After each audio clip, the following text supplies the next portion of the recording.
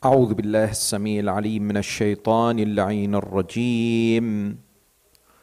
بسم الله الرحمن الرحيم. الحمد لله رب العالمين. الحمد لله والحمد حقه كما يستحقه حمدا كثيرا. وأعوذ به من شر نفسي إن النفس لأمارة بالسوء إلا ما رحم ربي. والصلاة والسلام على أشرف الخلق وخاتم الأنبياء وسيد المرسلين سيدنا وحبيب قلوبنا وشفيع ذنوبنا أبي القاسم محمد. اللهم صل على محمد وآل محمد وعلى أهل بيته الطيبين الطاهرين المعصومين المطهرين المكرمين. السلام عليك سيدي ومولاي يا أبا عبد الله، وعلى الأرواح التي حلت بفنائك. عليك مني سلام الله أبدا ما بقيت وبقي الليل والنهار، ولا جعله الله آخر العهد مني لزيارتكم. السلام على الحسين وعلى علي بن الحسين وعلى أولاد الحسين وعلى أصحاب الحسين جميعا ورحمة الله وبركاته. صلوات.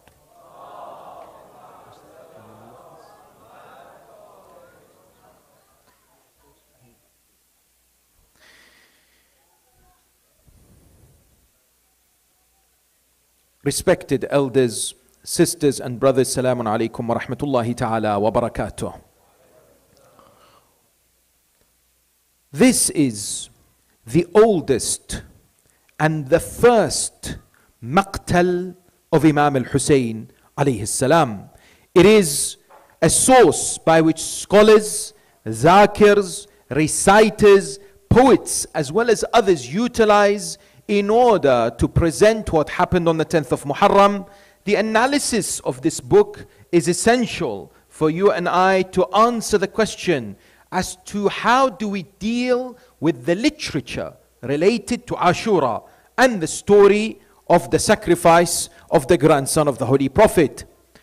Maqtal al-Husayn by Lut ibn Yahya ibn Sa'id Abi Mikhnaf, otherwise known as the Maqtal of Abi Mikhnaf, is considered to be the oldest surviving book of Maqtal of Ashura, the story of the epic sacrifice of Sayyid al-Shuhada, Aba Abdullah al-Husayn, salawatullahi wa salamuhu alayh.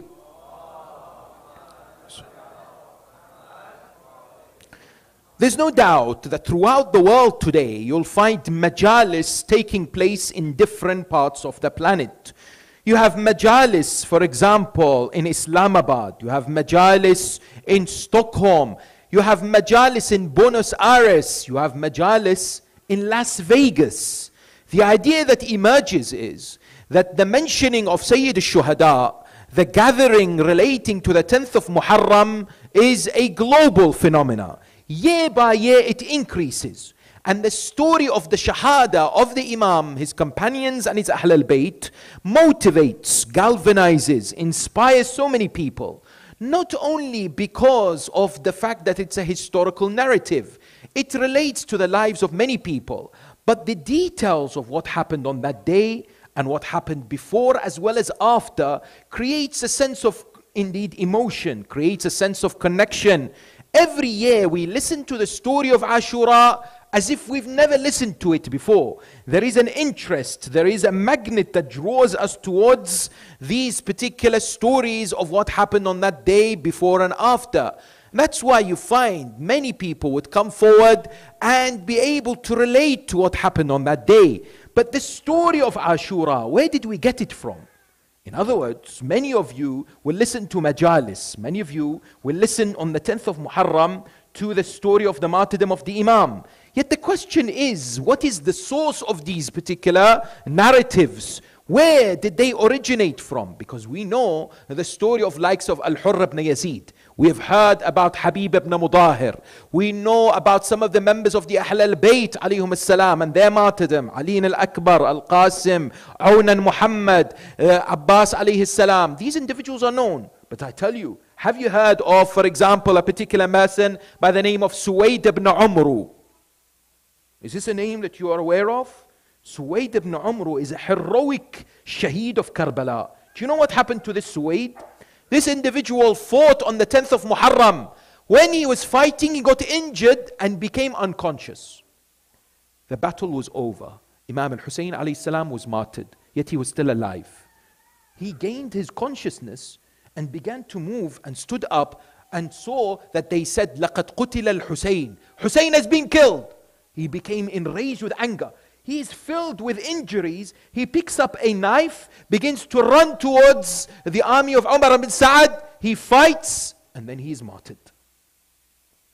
The likes of, for example, a man by the name of Yazid ibn Thubayt al-Basri. These are names that perhaps you and I are not accustomed to. They're not household names. Yet the 10th of Muharram has so many heroic examples that perhaps we have not reflected upon. Who is this man? This man, when he heard Imam al-Hussain alayhi salam is coming to Mecca, he said, I will go and what? I will go and visit him to say to him, I will fight. Because he lived in Basra, he had 10 sons. He said to his sons, would you fight with Imam al-Hussain? 2 out of his 10 sons said, we will. How many? 2. One is called Abdullah and the other is called Ubaidullah. They came with him. When he reached Mecca, he said, where is Imam al-Hussain alayhi salam? They said to him, he's staying in a particular house. Imam al-Hussain heard that this man, Yazid ibn Thubayt, is coming to visit him. He said, no, I will go and visit him. Because he's coming from Basra. So Imam went to the house of Yazid ibn Thubayt. Yazid ibn Thubayt went to the house of the Imam. They both missed each other. So Imam said, where is he? They said, Yabna Rasulillah, he's gone to see you. And when that man went to see Imam, he said, where is Imam al-Hussain? They said, he's gone to meet you. Subhanallah. So Imam al-Hussain alayhi salam makes his way back. They meet in the middle. And then he recites this beautiful verse in the Holy Quran. قُلْ بِفَضْلِ اللَّهِ وَبِرَحْمَتِهِ فَبِذَلِكَ فَلْيَفْرَحُوا. He says, by the mercy and the grace of Allah, I need to be happy. Because I've now met my Imam. He said to him, Yabna Rasulullah, I'm here to fight. Here are my 2 sons. They were both martyred on the 10th of Muharram and he attained Shahada. There's another companion. There are so many of these that we hear in the story of the 10th of Muharram that inspire us. A man by the name of Burayr al-Hamadani. Burayr al-Hamadani, a great scholar. Yes, an individual who's a muhaddith. A person who is a reciter of the Quran. Burayr comes on the day of Ashura and speaks to Umar ibn Sa'ad. Says, oh, Umar ibn Sa'ad, what is it that you're doing? He said, why don't you say salam to me? First say salam. Burayr said, you do not deserve the salam of a Muslim. Umar ibn Sa'ad said to him, why? He said, look at this. The dogs and the pigs, they drink from the water and you do not allow the grandson of the Prophet to drink? How dare you? Yes. At that moment, Umar ibn Sa'ad was what? Ashamed, because Burayr was a very well-established individual from Kufa. So he put his head down in shame. Later, Burayr al-Hamadani comes forward to fight an individual by the name of Yazid ibn Maqtal. He comes. Yazid ibn Maqtal looks at him and says, what are you talking about? Because he was advising the army of Yazid so much. So Yazid said, stop talking. Burayr said, how about we ask Allah and do mubahala? So the school of Ahl al-Bayt has no fear when it comes to what? Malediction, mubahala. He said to him, very well. Yeah, Burayr raised his hand and said, Ya Allah, the one who is wrong amongst us, kill him. Then they began to fight and Burayr cut the other person in half and sent him to where? To Jahannam. The idea that emerges is these stories are found where? They are found in books known as maqatil. You and I have heard from Majlis, Maqtal. Maqtal. We refer to Arbabul Maqatil, the people of the Maqtals, isn't it? One of those Maqtals that need to be looked at is the Maqtal of Abi Mikhnaf. Why? Because many times we refer to these particular names from the minbar and people don't know what we're talking about. They say, yes, I've heard of Abi Mikhnaf, but who on earth is he? Where did he come from? What is his maqtal all about? Is this important? Of course it's important. Because when we remember Ashura, we must look at the sources of Ashura. We must investigate how we have attained what has happened on that day, or at least the best possible way in order to construct an image of what happened on that day. The Imam Hussain alayhi salam shrine published a wonderful 3-volume encyclopedia in 2019. They compiled, for the first time in history, the entire names of all the maqtals that have been written since the 10th of Muharram. How many maqtals do we have today? They say 234 books of maqtal have been written. And they include references to the story of Imam Al-Hussain alayhi salam in Karbala that have not necessarily been published as a book or a maqtal. Like for example, in Sheikh Al-Mufid's Irshad, he discusses in details Ashura, but that was not published as a separate book. How many maqtals? 234, they say, yes? In English today, somebody asks, I want to know the story of Ashura. Are there maqtals in English? Which ones are available? For example, the most perhaps common one that's available online for people to download is Maqtal al-Husayn by Ibn al-Muqarram. Yes, this particular Maqtal, yes, al-Muqarram, he has he is quite contemporary, and he has written a Maqtal which has been translated in English. Nafs al-Mahmum, yes, is also another one by Sheikh Abbas al-Qummi. You find recently there is a book known as the Chronicles of Imam al-Hussain by Ayatollah Ray Shahri, who is the author of Mizan al-Hikmah, rahmatullahi ta'ala alayhi. He passed away this year. Chronicles of Imam al-Hussain has been translated in English, and it is available for people to refer to. Similarly, you have another book that's published by Ansarian Publications. It's called Imam Al-Hussain, The Tragic Saga of Karbala by Ali Nazari. These are mainly what's available in English, but there are other books that discuss the story of Imam Al-Hussain, but not in a maqtal form, not in a chronological way. Like for example, Ayatollah Muhammad Sadiq has a book known as From Medina to Karbala in the words of Imam Al-Hussain. This is an excellent book that discusses everything that Imam alayhi salam said. The idea that emerges is that when it comes to this particular discussion, it's key. It is not the easiest of subjects to discuss. Hence, it's the first time discussed in the English language. Yes? This idea of Abi Mikhnaf and his maqtal needs to be understood. Why? Because the member of Imam Al-Hussain seeks to serve two purposes. Please pay attention to this. The member of Imam Al-Hussain seeks to elevate the individual in terms of their iman, number one. Number two, in terms of knowledge. That when you and I attend a majlis, it should be something that increases our knowledge, increases our understanding about many of the aspects related to what? Related to this particular story. And that's why it is of the utmost importance that we pay attention and we start to unravel some of the features related to the oldest and the what? And the first maqtal. Because somebody asked the question, who is the first to write the story of Imam Al-Hussain alayhi salam and what happened in Karbala? This, according to many of the historians, was the companion of Imam Ali alayhi salam by the name of Asbagh ibn Nubata. Asbagh ibn Nubata wrote some narrations regarding what happened on the day of Ashura, but it was lost. Asbagh ibn Nubata, we don't know the date by which he died, but he died in the 2nd century Hijrah. There is another individual, yes, who indeed was amongst those who wrote about the 10th of Muharram. His name is Jabir al-Ju'fi. He died in the year 128 after Hijrah. How many years after Ashura? About 60 years. Jabir al-Ju'fi was a companion of Imam Muhammad al-Baqir salawatullahi wa salamu alayhi.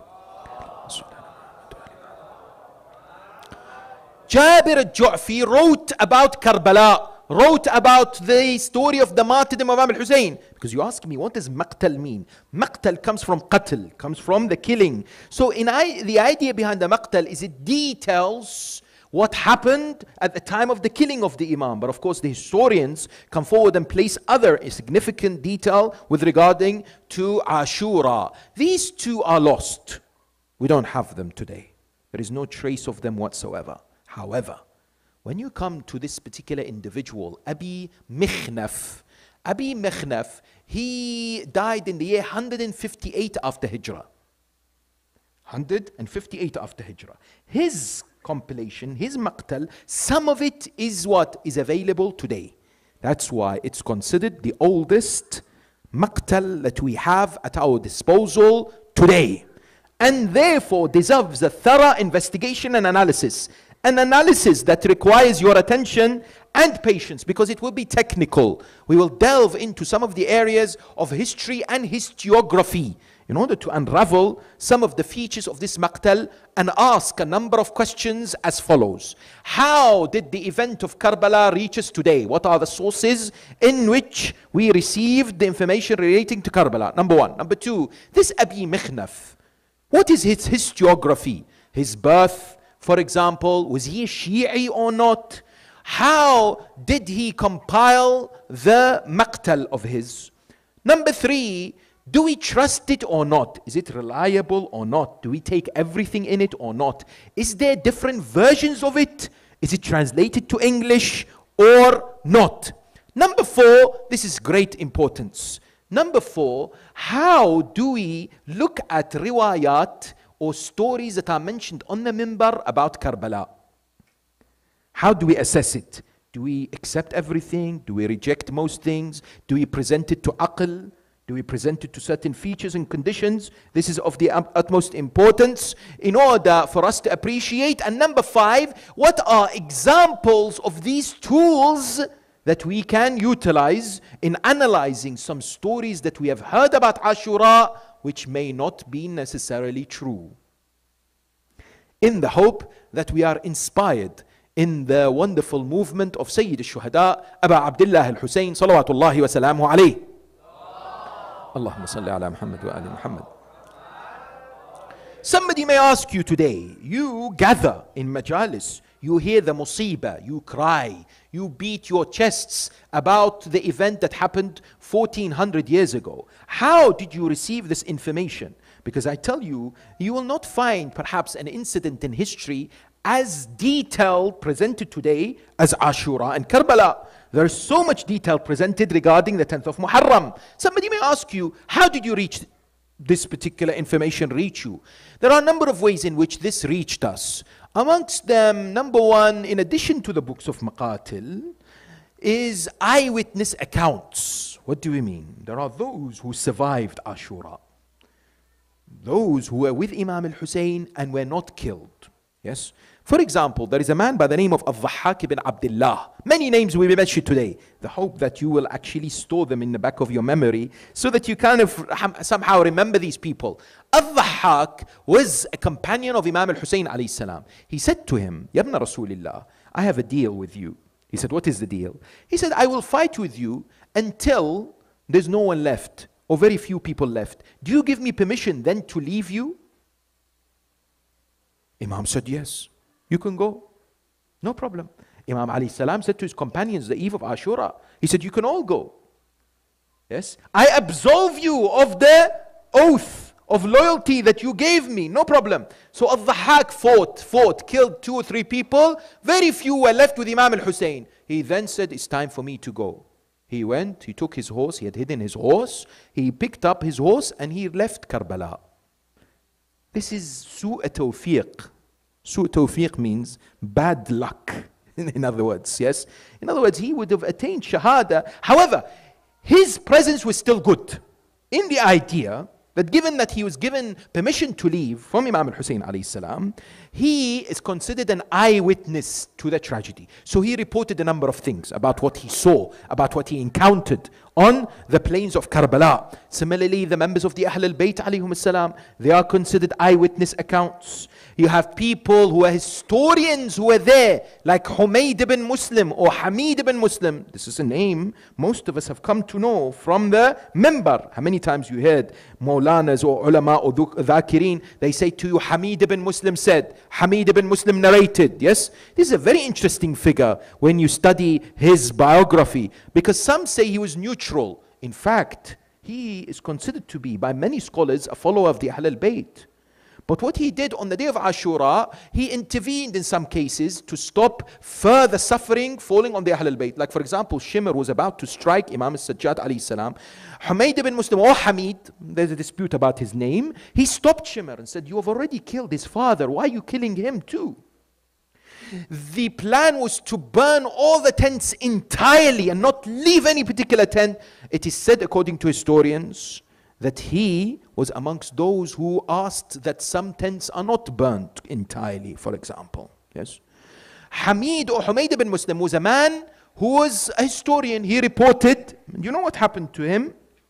It is said later he joined the Tawabun movement, the penitents who felt guilty from Kufa. They rose against Ubaydullah bin Ziyad.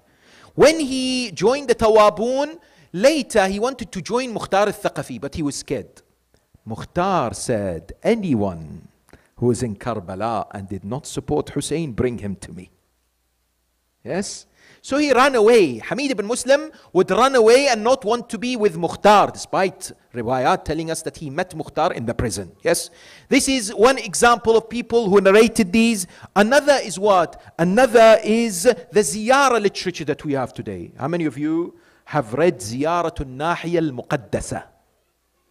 Sublime, wonderful ziyarah. It's like a maqtal. It's narrated from the 12th Imam, Sahib al-Asr wa al-Zaman, al-Mahdi al-Muntadhar, ajjalallahu ta'ala farajah.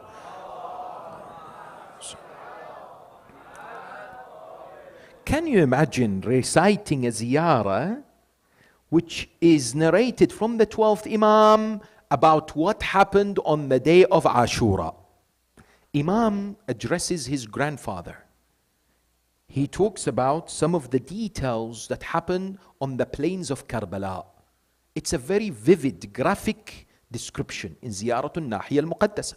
Read it tonight if you can. Read it in these 10 nights if it's possible. Yes, Ziyaratul Nahiya is available in English, is available in Farsi, is available in different languages, for you to reflect about what is likely to be presented from the Imam alayhi salam. So that's a source for you and I also to take about what happened on the day of Ashura. Question, this Abi Mikhnaf, some people call him Abi Mukhnaf. That's incorrect. It's Mikhnaf with a kasra. Yes, this Abi Mikhnaf, who is he? How did he reach this particular stage? Yes, we are told that his great grandfather, his name was what? His name was Mikhnaf. Yes. And he was a companion of the Holy Prophet, Rasul al-A'zam Muhammad sallallahu alayhi wa alihi wa sallam. Not only was the great-grandfather of Abi Mikhnaf a companion of the Prophet, but he was a companion of Amir al-Mu'mineen. He would be given the governorship of a number of cities at the time of Amir al-Mu'mineen, Hamadan and Isfahan.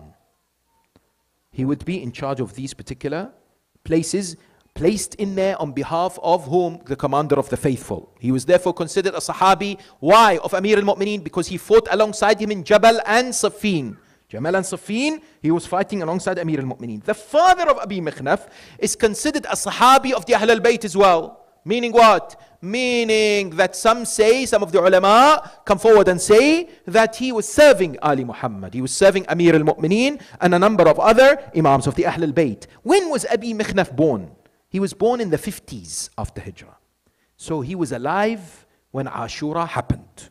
Most likely. We don't know exactly when he was born, but it's very likely that he was alive when the 10th of Muharram 61 AH took place. What was his profession? Was he Shia or not? This is a major dispute, because today Abi Mikhnaf is respected by Sunnis and Shias. This man who's written a Maqtal of Imam Hussain, many of the brothers and sisters from the Ahl Sunnah consider him to be a historian who is respected. They consider his narrations outside history to be weak. They don't take his narrations. Why? They say he is a Shi'i. They don't call him Rafidi. Why? Because he talked about Saqifa, right? But he does not go even further into some of the aqaidi issues, some of the doctrines of the school of Ahl al-Bayt. So they label him as Shi'i. The Shia say he's not Shi'i.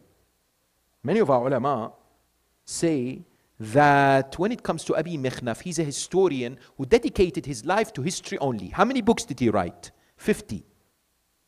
50 books he wrote, yes? He wrote, for example, the Maqtal of Imam Ali alayhi salam. He wrote the Maqtal of Imam Al-Hasan alayhi salam. He wrote about Jamal and Siffin and Nahrawan. Each he would write a complete book about. He dedicated his life to history. He was not concerned about Aqidah. This poses an important question. Who was a Shi'i at that time? Who? If Abi Mikhnaf was not a Shi'i in the sense or the definition that you and I are accustomed to, who is considered a Shi'i? What's interesting is some of our ulama, like Ayatollah Nasir Makarim Shirazi, Hafidahullah, today he says there are 5 levels of tashayyu' at that time. 5 degrees. Number 1, geographical. He says you will be a geographical Shia. Just because you live amongst the Shia and you just with them, you're considered a Shi'i. Number 1. The other type of Shi'i, he said, Shi'i by inheritance. Your parents were Shi'i and you were then considered a follower of the Ahl al-Bayt. A third type of Shi'i was the one who is called verbal. Verbal Shi'i means what? He's a lover of Ahl al-Bayt. And this was a lot of them. A lot of those who claimed to be Shia or people today understood them to be, they were those who expressed their love and loyalty towards Ali Muhammad. Because a group of people came once to visit Imam Ali ibn Musa al-Ridha, salawatullahi wa salamu alayhi. Imam al-Ridha alayhi salam said, who are these people? They said, Yabna Rasulillah, they are your Shia. He said, I'm not interested. They came back again. Again. How many times they came? 40 days. Imam would not see them. He would not see them. Every time he asks, who are they? They come to them. They say to the Imam, we are your Shia. Eventually, yes, they said on the 40th day, tell the Imam, we are your lovers. He said, now I'll see you. You think this is harsh? Imam sat them down and said, I do not see the sign of the Shia on your foreheads, on your faces. I do not see that. Now I will make it up for you, he said. These 40 times we will meet now. But you claim something that you're not. Yes? So there is this mahabbat, this love, but this love was only verbal. Subhanallah. Amazing. Today, it could be argued there is a number of individuals who are in that category. Don't you agree? There are those you speak to them and they are what? I call them part-time Shias. You'll only see them in Ashura. The rest of the time, nowhere to be seen, yes? In the idea, the adherence to the faith is non-existent, right? They're only present in gatherings or they uphold certain principles of the religion whenever they choose, whenever they want, isn't it? Or they pick and choose when it comes to faith and what they practice and what they don't, right?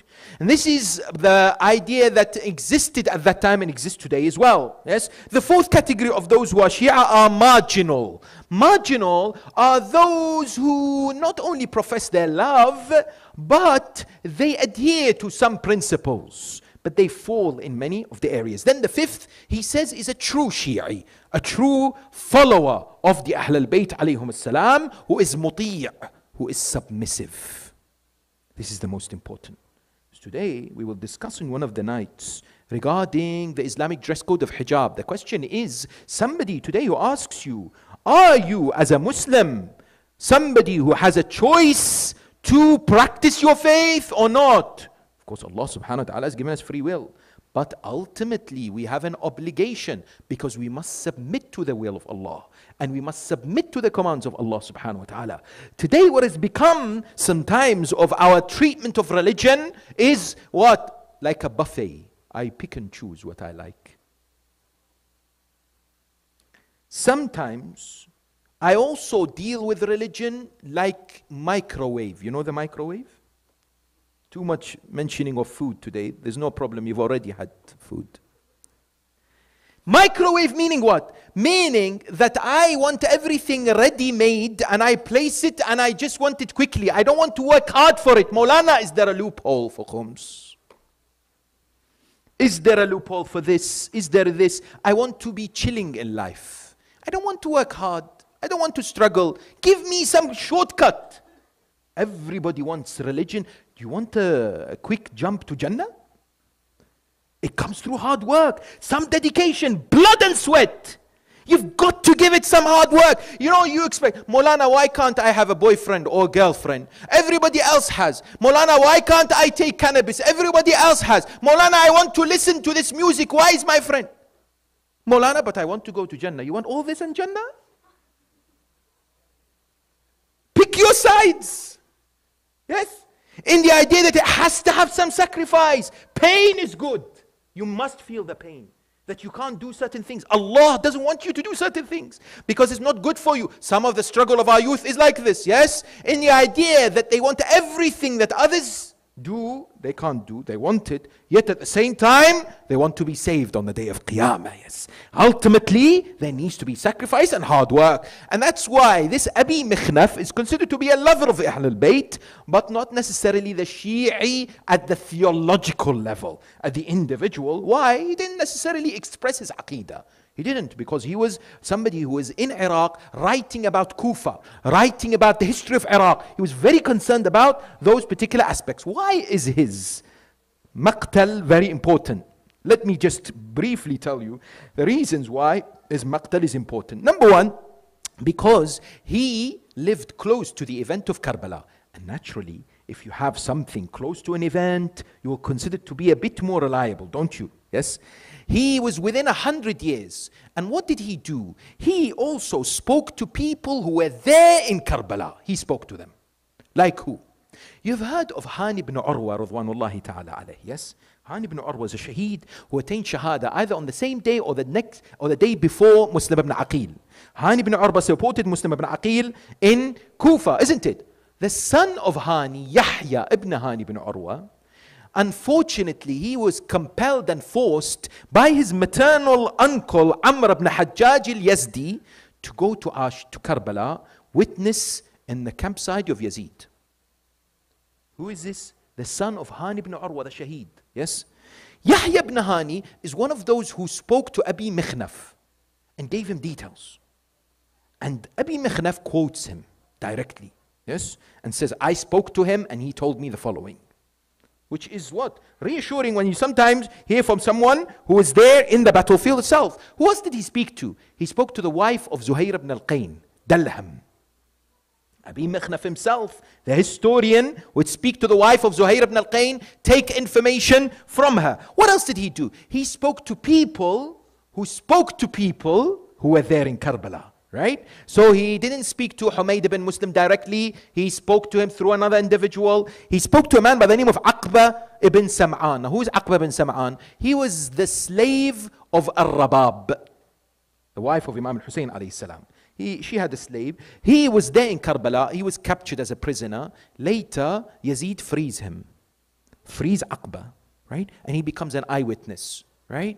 He speaks to someone who then speaks to Abi Mikhnaf. So therefore, he had this particular relationship. Similarly, they say his maqtal is important. Why? Because that's his job. He wasn't concerned about anything other than history. Because a historian writing a maqtal is what? Better than a theologian writing a maqtal.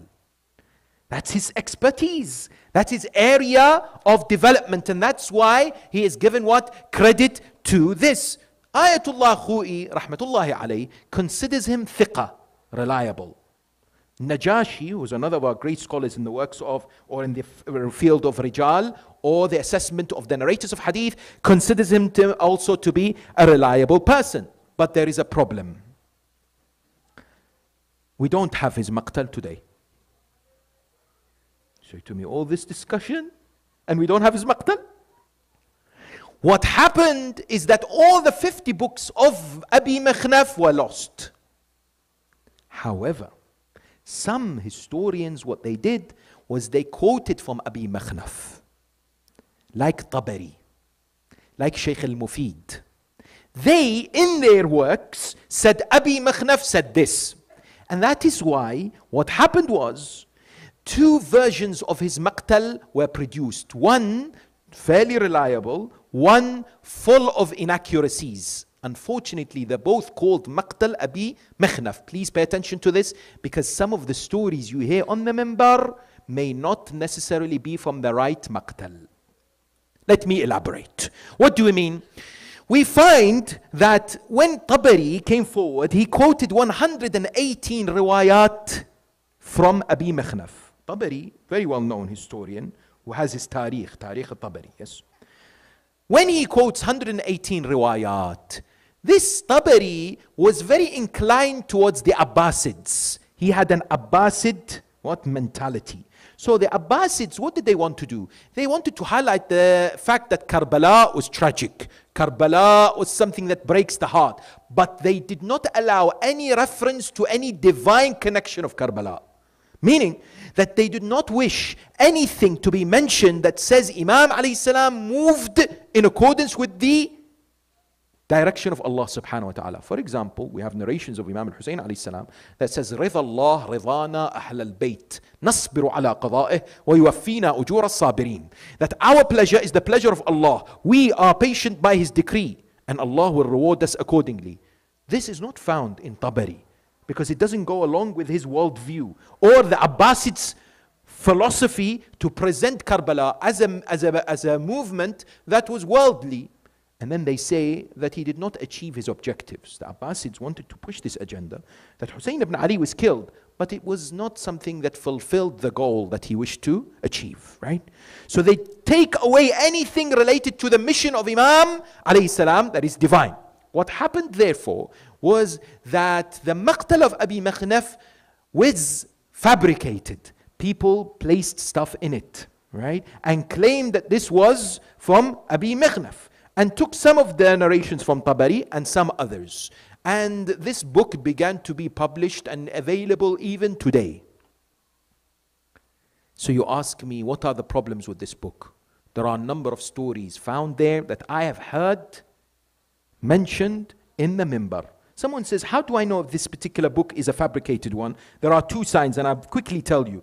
In this book, the first thing that says was, حدثنا هشام ibn Muhammad. Hisham ibn Muhammad was a student of Abi Mikhnaf. It can't be that Abi Mikhnaf says that what? I was learning from my student. Number one. Number two, he says, روى الكليني in his Maqtal. Kulayni came 100 years after Abi Mikhnaf. How can Abi Mikhnaf say that I am narrating from Al-Kulayni? Yes? These are all signs that this is fabricated, right? What kind of stories exist? Let me quickly tell you. What kind of stories exist in this book? That sometimes, unfortunately, some dhakirs, not ulama, even though ulama may make mistakes, yes? Some dhakir, this is why it's very important that sometimes you and I hear a story from the minbar about Imam Hussain, or Karbala, or Ashura. Immediately, we must not immediately think that's it, that's what happened. Sometimes what happens is, one Maulana mentions a story on the minbar, and all of a sudden everyone begins to mention it. It's as if it's established, yes? What are examples of fabricated stories in the wrong Abi Mikhnaf Maqtal? For example, in the story of Muslim ibn Aqil. How many times we've heard that he fell in a ditch? Have you remember this? Where he fell into a ditch that they had planted and covered, and he fell into it, and that's how they captured him. This is false. This is in the Abi Mikhnaf one that is distorted, not found anywhere else. How many times you hear it from the minbar? The idea that emerges is what? There are a number of other examples. For example, alhamdulillah, this story is not very common because people think it's clearly illogical. But in the distorted Abi Mikhnaf Maqtal, he says that what? That Imam Hussain received the news of the martyrdom of Muslim ibn Aqil and Had bin Urwa, decided to go back to Medina. Went back to Medina, right? And he then what? Did ziyarah of the Holy Prophet. After he received the news of Muslim ibn Aqil, then he left again, right? So these kind of distortions exist. then how do we know that the version that is more cleansed, so to speak, is what we should be reading? Because some of our ulama have worked on it. Yes, Sheikh Al-Gharawi, yes, is an individual, one of our scholars. He came, and what did he do? He looked at these narrations. He looked at mostly what Sheikh Al-Mufid had narrated from Abi Mikhnaf, and he published the Maqtal of Abi Mikhnaf, which is today what is translated to English. Alhamdulillah, yes. The translated version of the Maqtal of Abi Mikhnaf is the one that has been somehow authenticated in as far as not being the version that has all these problematic kind of narrations. And that's why we find we find that this is an important text in the analysis of looking at what happened in Ashura. However, is this all authentic? So today you say to me, mashallah, Ibn Abi Mikhnaf is the oldest Maqtal. You should all know his name by now very well. Yes, he has this particular book. At least part of his Maqtal is survived through the works of other ulama. It's been investigated. It's been collaborated. Somehow, the good narrations presented. Is it all accurate? No. Nobody says that this Maqtal is entirely correct. There is likelihood that some of these narrations need to be Need to be looked at, need to be analyzed. Someone asked the question, how do I know? When I hear from a majlis, from the mimbar, the story of what happened to a particular companion, or Imam Hussain alayhi salam, or for example, Sayyida Zainab salamullahi alayha, how do I know if this is true or not? So today we have an issue. Let's be honest. Majalis are amazing. But sometimes what happens is people get carried away. And in order to create a sense of grief, there is no doubt that some distortions and fabrications have taken place throughout history when it comes to the story of Abu Abdullah and Ashura. No doubt. You ask me a question, is there a system by which I can verify what is true and what is not true? This is an important question, right? I want a measure. I want a barometer, something that gives me a system by which I can find out this is something I accept or not. Because, please be wary of this. There are those who sit under the mimbar, hear a riwayah and say, this doesn't make sense to me, I reject it. This is wrong. Not everything has to make sense to you. Sometimes we want to impose our understanding on history.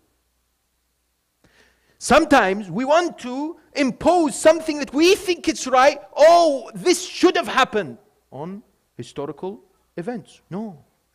And the opposite is true too. Not everything that is always mentioned is necessarily true. So, how do we look at this? There are 5 important criteria. Please pay attention to this so that we are aware of what? Of the ways in which we can somehow get a clarity about some of the riwayat related to the 10th of Muharram. They say, our ulama say, when these are combined, or some of these are combined, we can be assured at least to what? To come to the conclusion that we accept it.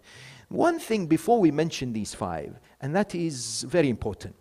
We do not deal with history the way we deal with fiqh. Meaning what? If a riwayah in history is weak, for example, the chain is broken, mursala, this doesn't mean we reject it. In jurisprudence, ulama of fiqh, they have very strict, stringent rules in accepting narrations so that you and I practice our faith brilliantly, as best as Allah subhanahu wa ta'ala wants us to. Do you agree? In history, if we use the same criteria, most of the information we have today about Karbala, we cannot use. One of our great historians and ulama, say Ja'far Murtada al-Amili, rahmatullahi alayh, he's written a wonderful biography of the Holy Prophet, over 40 volumes, and Amir al-Mu'mineen, yes, he says if you use the same criteria, the only thing that becomes a fact is that Imam Hussain was martyred on the 10th of Muharram. That's it. Because today you ask, and some people you will hear on YouTube, they tell you this riwayah is weak, therefore we do not mention it on the mimbar, this story. Who told you? Just because it's weak is not necessarily something that we should follow. Because this is not fiqh, how to pray and fast and hajj and zakat and khums. There are different criteria applied to history. Please understand this. We must raise the level of our communities in understanding how we deal with literature, with hadith, with different narrations that exist in history. Yes? So, what are the criteria that we use? Number one, that the source of this narration, the closer it is to the event of Karbala, the better. The closer it is, chronologically or the time, the date-wise, we accept it more. Number two, it needs to be a riwayah that perhaps is mentioned by established scholars. If established scholars generally mention this, even if the riwayah is weak, it can be what? It can be utilized. Number three, it needs to be a riwayah that has been narrated from the enemy of Ahl al-Bayt praising Ahl al-Bayt. Because the enemy of Ahl al-Bayt would not mention something praising Ali Muhammad. Yes. And if they have, that means it's a criteria that's likely to be something that we accept. Number four, there shouldn't be in the chain of narrations a liar, somebody who fabricates in the chain of narrations. And number five, this is very important. Please pay attention to this. This to me is one of the most important criteria for accepting a narration or not.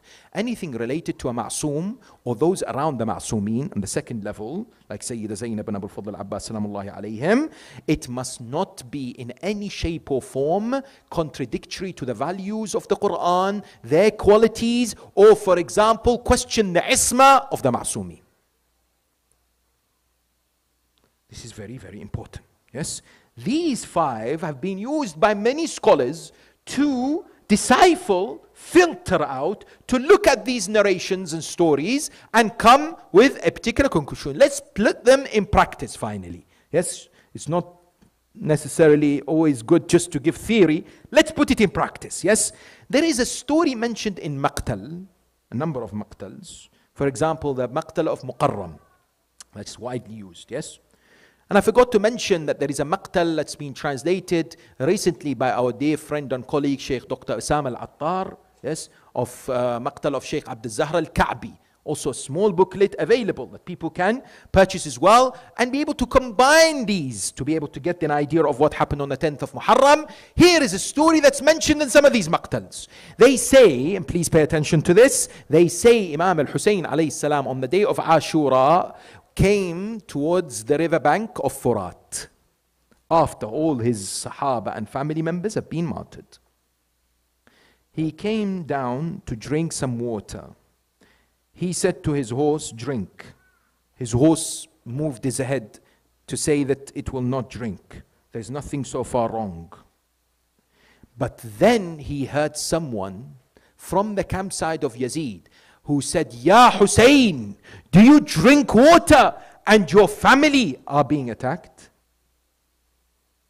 And so the riwayah in the Maqtal says, Imam alayhi salam did not drink and threw the water and rushed back to his campsite. This is something that's mentioned on the mimbar across the Shia world. There is a problem with this riwayah. What is the problem in this riwayah? It is subjecting Abu Abdullah to what? To the idea that he was careless about his family members, that he was concerned about drinking water, that an enemy says to him, you are concerned with drinking water and we are attacking your family. To me and to many scholars, it puts Imam al-Husayn's isma into huge question mark. Yes? Yet, it's mentioned on the mimbar. You and I have a responsibility. If throughout your lives you're sitting and you hear a majlis or a musibah or a line of poetry or anything that perhaps you are not comfortable with, I am not saying you should reject it immediately. You should investigate at the very least.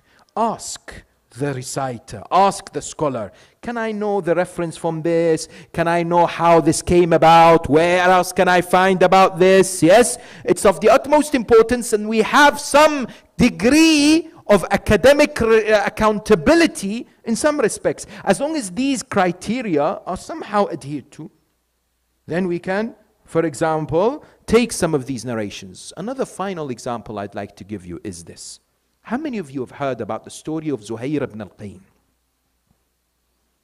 Zuhair ibn al-Qayn, many will tell you, was a man who was Uthmani.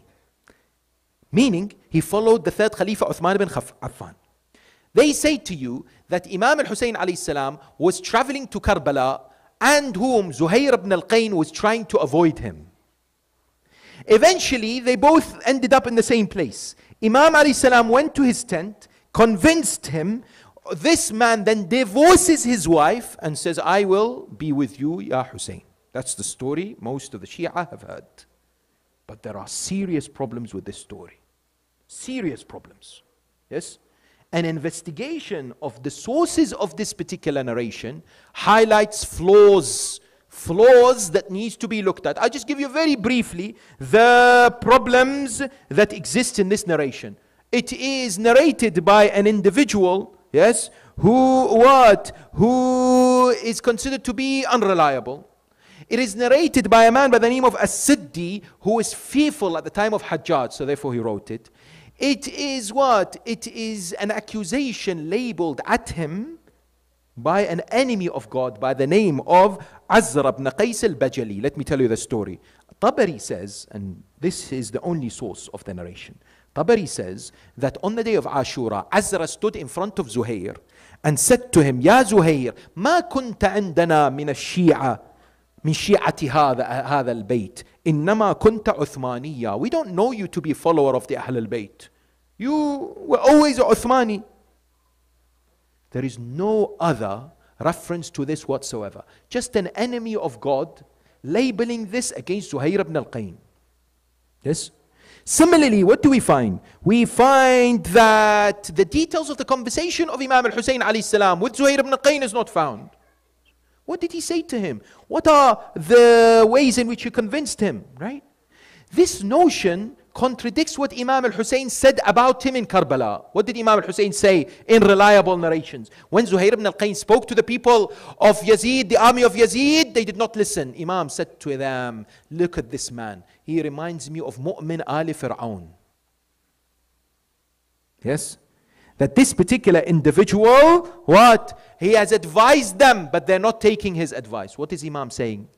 He's saying Zuhair ibn al-Qayn was in the state of taqiyya. Mu'min Ali Fir'aun was the individual who concealed his faith. Imam alayhi salam was saying, all this time, Zuhair ibn al-Qayn is one of us. Because the praise of Imam alayhi salam to Zuhair ibn al-Qayn is outstanding.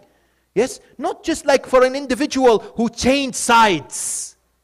He must have been a loyal, because he is considered to be one of the loyal companions of Imam Ali alayhi salam. Some riwayat I found, Imam Ali taught him some knowledge not given to many others. Like he taught Kumayl ibn Ziyad and Maytham al-Tammar. He taught Zuhair ibn al-Qayn. Yes. Zuhair ibn al-Qayn's position and stance on the 10th of Muharram and the eve of the 10th was not like somebody who just joined a few days ago. Yes. Deep rooted in Iman and Aqidah and Yaqeen. He would say, if I'm burnt 1,000 times, I would still fight for you, O Hussein.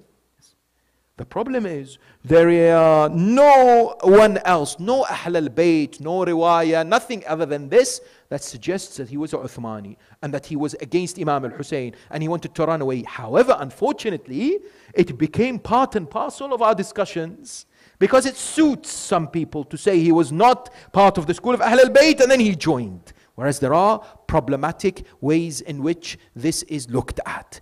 Therefore, the invitation when it comes to the 10th of Muharram and the Maqtal literature is for you and I to be able to be well versed and understand the literature that exists. At the same time, not necessarily to rush into conclusions, not to be judgmental about certain things, but importantly, to leave it to the experts. Because today, there are those who come to 10th of Muharram and claim to know what's going on. They start to label this to be unreliable and this to be okay and this makes sense and this doesn't. It's of the utmost importance that this is left to those who are experts in this area, who are able to present it in one way. And the final point I'll mention is this, and this is sensitive. If somebody today comes and tells us something that we don't agree about what happened on Ashura Day, somebody comes to a conclusion who's an alim or a scholar of deen, somebody who's well versed, well established, comes to a particular conclusion about certain events, for example, on the 9th or the 7th or the 10th or the 11th or the 40th, whatever conclusion. We must have the patience and the heart not to immediately make them outside the fold of Islam and Tashayyu'. People have become so sensitive about some of these particular suggestions. Yes, sometimes these suggestions may cause confusion amongst the masses, and that is a problem. But at the same time, if there are those who come with particular studies, we may be able to discuss with them. We must not immediately jump to attack certain individuals just because we don't agree with them, because ultimately this is history. His story, history, yes. In the idea that there are versions, there are interpretations. As long as these interpretations do not in any shape or form impact negatively Shuhada'i Karbala, in terms of attacking their personality, who they are, their background, etc. That's why we need to be patient when dealing with this, given the sensitive nature of the story of Karbala. And when we mention Karbala, the 2nd of Muharram comes to mind, isn't it? Because it's the day that the caravan of ishq, the caravan of sacrifice, of dedication, reach this land. This land that saw so much, isn't it? This land that you and I crave to go to, that we love to visit. But this land, was it waiting for Aba Abdullah al-Husayn? Riwayat tell us that when he reached this place, he asked people, what is the name of this land? They said to him, this is Ghadiriya. He said, does it have another name? They said to him, this is Nainawa. He said, does it have another name? They said to him, this is the land of Karbala. He said, Allahumma inni a'udhu bika min al-karbi wal-bala. Ya Allah, I seek refuge in you from all forms of trials and tribulations. Then he looks at his family members and companions and says a line that truly breaks the heart of the Muwali, the lover of Hussein. He looked at them and says, Huna yuqtalu rijaluna. It's in this place that our men will be killed. Ha huna tusba nusauna. It's here that our women will be enslaved. That's why that particular day was a day in which the family and the companions of the Ahl al-Bayt, they would sit and indeed settle in Karbala. They just arrived in this particular land. I ask you, when was the next time they arrived in Karbala? That was on the close date to the 20th of Safar, the time of Arba'een. Yes, we are told that this individual by the name of Jabir ibn Abdullah al-Ansari, he was blind. He had come to visit the grave of his beloved Aba Abdullah al-Husayn. He had a servant by the name of Atiyya. He said to the Atiyya, he said to him, hold my hands. He was blind, Jabir was blind. He says to Atiyya, hold my hands and take me to the grave of my beloved Hussein. When this man Atiyya holds the hands of Jabir, he begins to walk and slowly towards the grave of Imam al-Hussein. But before they reach the grave, a few meters before the grave, Jabir lets go from the hand of Atiyya, rushes towards the grave, throws himself on the grave of Aba Abdullah. He smelt the fragrance of Hussein. He began to rub his cheeks on the grave of Aba Abdullah. He began to cry, Hussein, Hussein, Hussein. Then he said to him, Habibun la yujibu Habiba. I am your beloved, but why is it that you're not answering me, Ya Aba Abdullah? Then he said, maybe the reason is because your cheeks were crushed under the hooves of the horses. Allahu Akbar. That line really breaks the heart of the Muwali, the lover of Aba Abdullah. Jabir knows what happened on the day of Ashura. He says, Aba Abdullah al-Husayn, maybe you're not answering me. because they crushed your body, they tore your body into pieces. Whilst he's crying, whilst he's reciting the ziyarah, he hears something. He says to his servant, he says to him, Atiyya, go and find out what happened, who is coming. If this is the caravan of Ahl al-Bayt, then you are free in the path of Allah. Atiyya goes to find out. Then he comes and says, oh my master Jabir, rise to welcome the Ahl al-Bayt, the captives of Ali Muhammad. Jabir rises. Imam Zayn al-Abidin alayhi salam is approaching this area where the shuhada is buried, where his father is buried. He looks at Jabir. Jabir is waiting for him. Yes. What does Imam Zayn al-Abidin say to Jabir? He repeats what his father said when they arrived in Karbala. He looks at Jabir. He says, Jabir, Jabir, ha huna qutila rijaluna. Jabir, it's here. This is the land that our men were slaughtered, our children were enslaved. But then he says something which of course Imam Hussain did not say. Yes. Imam Hussain did not mention. Jabir, he comes and Imam Zayn al-Abidin holds the hands of Jabir. He begins to walk where? He walks and takes him somewhere. When he sat in that place, Imam Zayn al-Abidin began to cry. Imam Zayn al-Abidin began to weep. Jabir wonders, where am I? I can't see my master Zayn al-Abidin. Where are we in Karbala? Is this a grave? There is no grave. I can't feel there is a grave. Yes.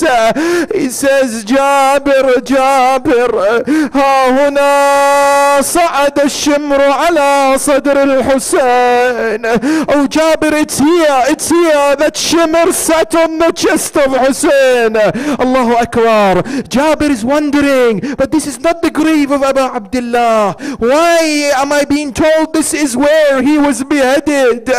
He asks Imam Zayn al-Abidin, but why? Why is his grave somewhere else? You all know, yes, the hooves of the horses, they dug on the chest of Abu Abdullah. They pushed his body from one place to another. How many meters are there between the Qatlaga and the place of the burial of Imam al-Hussein, isn't it? That's why the return to Karbala was something that broke the heart of Ahl al-Bayt.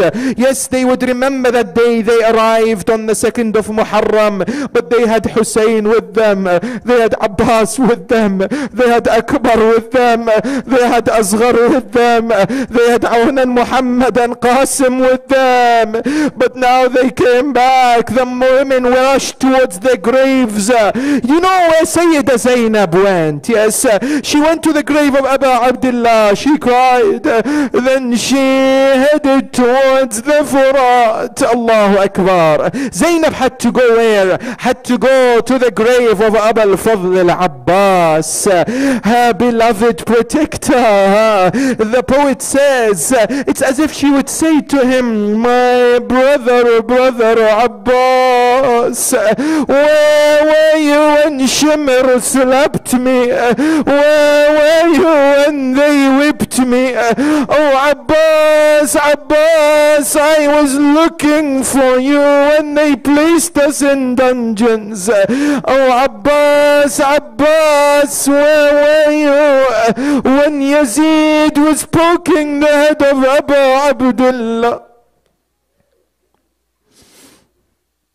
ألا لعنة الله على القوم الظالمين وسيعلم الذين ظلموا أي منقلب ينقلبون والعاقبة للمتقين وإنا لله وإنا إليه راجعون. نسألك اللهم وندعوك باسمك العظيم الأعظم الأعز الأجل الأكرم إلهي بفاطمة وأبيها وبعلها وبنيها والسر المستودع فيها يا الله يا الله يا الله يا الله يا الله يا الله. Allahumma, we ask you and we beg you and beseech you بحق محمد وآله الطاهرين, Grant us the shafa'ah of Muhammad wa ali Muhammad.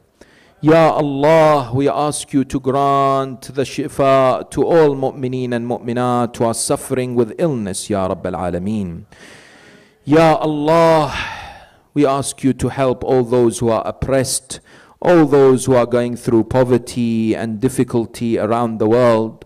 Our mu'mineen and mu'minat, brothers and sisters in Afghanistan, in Yemen, in Syria, in different parts of the world. Ya Allah, give them support, help and respite, Ya Rabbil Alameen.